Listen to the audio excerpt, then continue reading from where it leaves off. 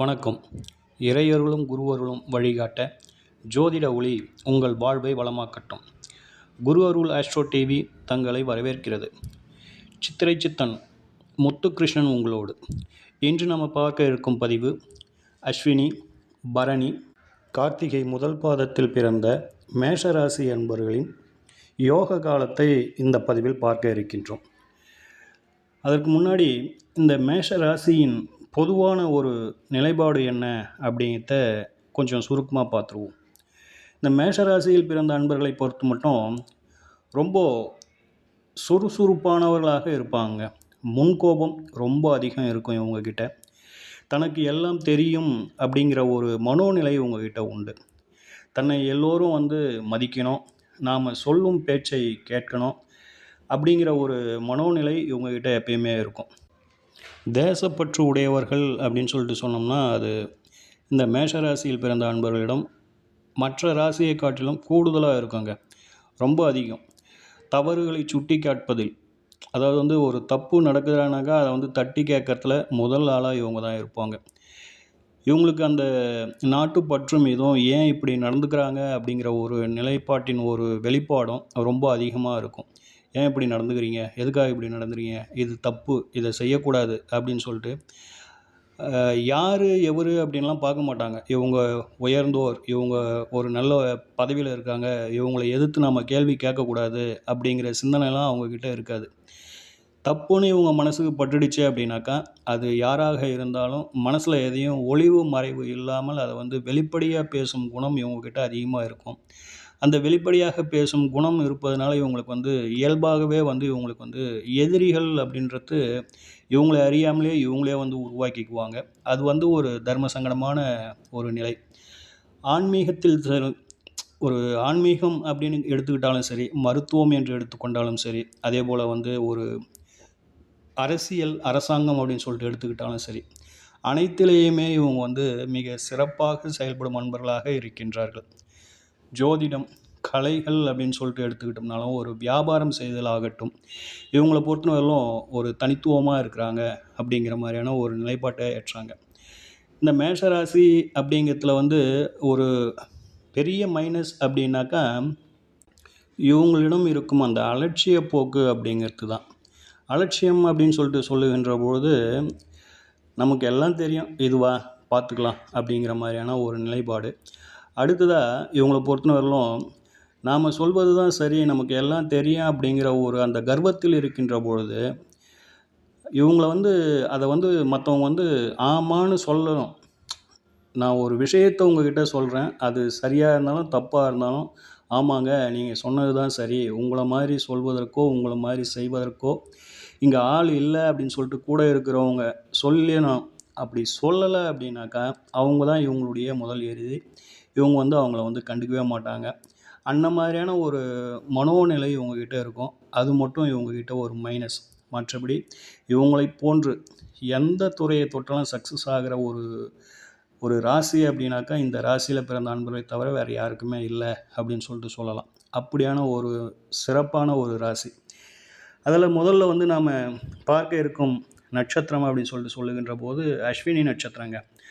அஸ்வினி நட்சத்திரத்தில் பிறந்த அன்பர்களை பொறுத்தவரையிலும் இவங்க ஃபஸ்ட்டு ஒரு ஆரம்பத்தில் இருந்தே, அதாவது பிறக்கும்போது கேது தசையில் பிறப்பாங்க. அடுத்ததாக இவங்களுக்கு 2-7க்கும் உரிய சுக்கிர பகவானுடைய தசை நடப்புக்கு வந்துடும். இவங்களை பொறுத்தவரையிலும் பெரும்பான்மையானவர்கள் என்ன செய்கிறாங்க அப்படின்னாக்கா, பிறக்கும்போது கொஞ்சம் ஏழ்மையான ஒரு குடும்பத்தில் பிறக்கிற அமைப்பில் பெரும்பான்மையானவர்கள் இருக்கிறாங்க. பெரிய அளவில் அந்த குழந்தை பருவத்தில் ஒரு நல்ல ஒரு சுபிட்சமான அல்லது மனசுக்கு நிகழ்வான ஒரு நிகழ்வுகளை சந்திக்கிறது இல்லை. ஆனால் அதை பற்றி இவங்க பெரிய அளவில் மனசில் கவலை கொள்வதில்லை. அதை ஒரு ஓரமாக தூக்கி போட்டு அந்த படிக்கின்ற காலத்திலே இவங்க பொருளாதாரத்தை சம்பாதிக்க ஆரம்பிச்சிட ஒரு அமைப்பினர் அப்படின்னு சொன்னாக்கா இந்த மேஷ ராசியில் அஸ்வினி நட்சத்திரத்தில் பிறந்த அன்பர்கள்.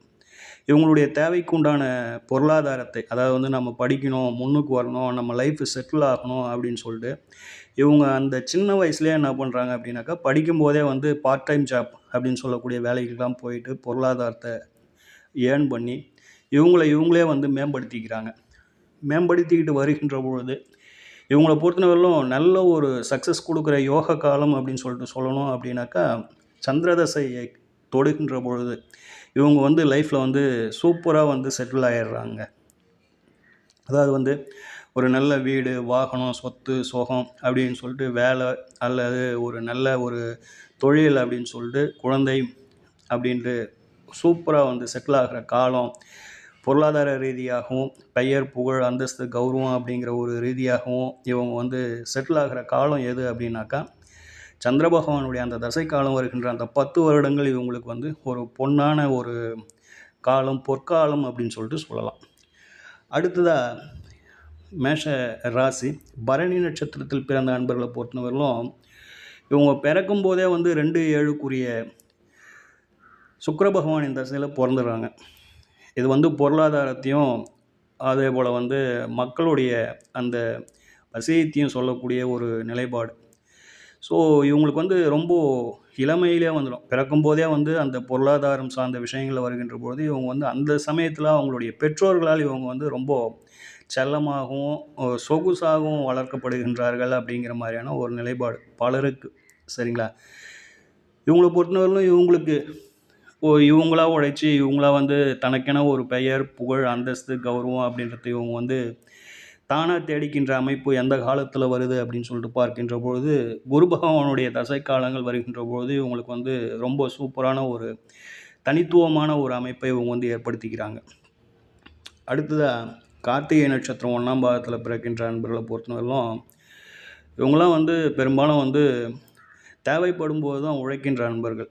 நாம் சொல்வது தான் சரி அப்படின்றத வந்து இவங்க வந்து ரொம்ப பிடிவாதமாக இருப்பாங்க. ஹார்ட் ஒர்க் போடாத பர்சன் அப்படின்னு சொல்லிட்டு சொன்னோம்னா இவங்கள வந்து சொல்லலாம். உடல் உழைப்பு அதிகமாக இருக்காது. பட் இந்த மேனேஜ்மெண்ட் அப்படின்ற அமைப்பில் வந்து தலைமை பொறுப்புகளில் ஒரு நல்ல நிலையை எட்டக்கூடிய அமைப்பு இவங்களுக்கெல்லாம் உண்டு அப்படிங்கிற மாதிரி. பொதுவாகவே வந்து மேஷராசியில் பிறந்த அனைவருக்குமே வந்து அந்த தலைமை பொறுப்பு அப்படின்ற ஒரு நிலைப்பாடு பெரும்பான்மையாளர்களுக்கு கிடைச்சிடும். அதுலேயும் இந்த சூரிய பகவானுடைய நட்சத்திரத்தில் பிறந்தவர்களுக்கு இது கூடுதலாக கிடைக்கும் அப்படிங்கிற மாதிரியான ஒரு நிலைப்பாடு. இவங்கள பொறுத்தவரையிலும் ராகு தசை இவங்களுக்கு வந்து ரொம்ப சிறப்பாக செயல்படுங்க. ஆனால் இதில் இருக்கிற இப்போ சொல்லப்பட்ட அனைத்து விஷயங்களுக்கும் இந்த காலங்கள் இவங்களுக்கு நல்லாயிருக்கும் அப்படின்னு சொல்லிட்டு 3 நட்சத்திரக்காரர்களுக்கும் ஒரு குறிப்பிட்ட டைம் ஆஃப் பீரியடை வந்து நம்ம சொல்லியிருக்கிறோம் இல்லைங்களா? அதை பொறுத்தவரையிலும் உங்கள் ஜாதகத்தில் நல்லா பார்த்துங்க. உங்கள் ஜாதகத்தில் நாம் சொன்ன அந்த கிரகங்கள் பாவர்களின் தொடர்பு இல்லாமல் இருக்கணும். அது ரொம்ப முக்கியமான ஒரு விஷயம். உதாரணத்துக்கு இப்போது அஸ்வினி நட்சத்திரத்தில் பிறந்த அன்பர்களுக்கு சந்திர பகவானுடைய தசா காலம் ஒரு பொற்காலம் அப்படின்னு சொல்லிட்டு சொல்லியிருக்கோம்.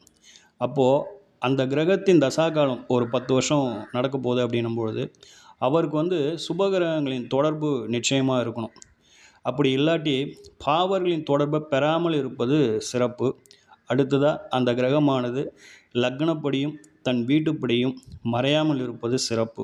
இந்த 2 விஷயங்களையும் வந்து நீங்கள் உங்கள் ஜாதகத்தில் எந்த நிலையில் இருக்குது அப்படின்னு சொல்லிட்டு ஒரு பார்வையை பார்த்துவிட்டு அதுக்கப்புறம் வந்து இந்த தசை காலங்கள் எப்படி இருந்தது அப்படின்றத ஒரு சீர்தூக்கி பார்த்து பாருங்கள்.